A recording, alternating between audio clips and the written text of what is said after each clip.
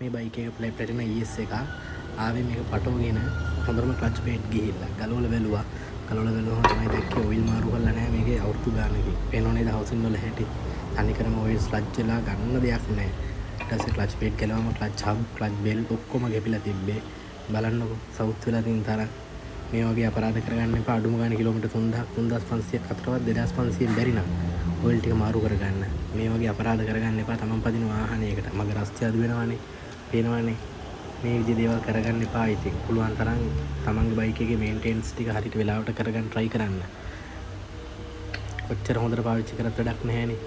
මේ පේනවනේ ඔයිල් මාරු නොකර තිබ්බොත් මේ වැඩක් නැහැ. ඔයිල් මාරු කරන්න. ප්‍රධාන හේතුව ඔයිල් මාරු කරන්න නැතිකම.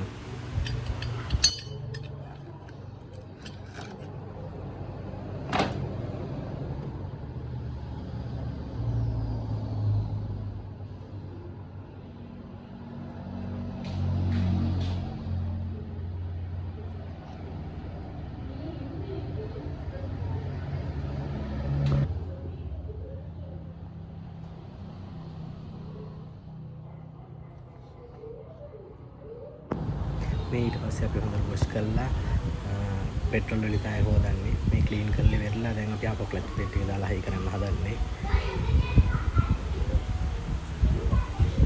පේනෝ නේද කොහොමද කැපිලා තියෙන කැපිල්ල. ක්ලච් එකේ අන්තිම යන්න පුළුවන් තරම් අන්තිමමත් ගිහිල්ලා. පේනෝ නේද?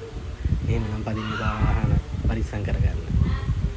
මේකට මේ ටික දාලා කම්පැනි දාලා බඩු දාලා හැදුවේ ලොකු වියදමක් ගියා. ඉතින් මේ කස්ටමර්ට අපිත් ඉතින් හොඳට හදලා දෙනවා. පරිස්සම් කරලා පදින එක කස්ටමර්ගේ අතේ තියෙන වැඩක් ඉතින්. එහෙනම් අය අලුත් වීඩියෝ එකකින් හම්බෙමු.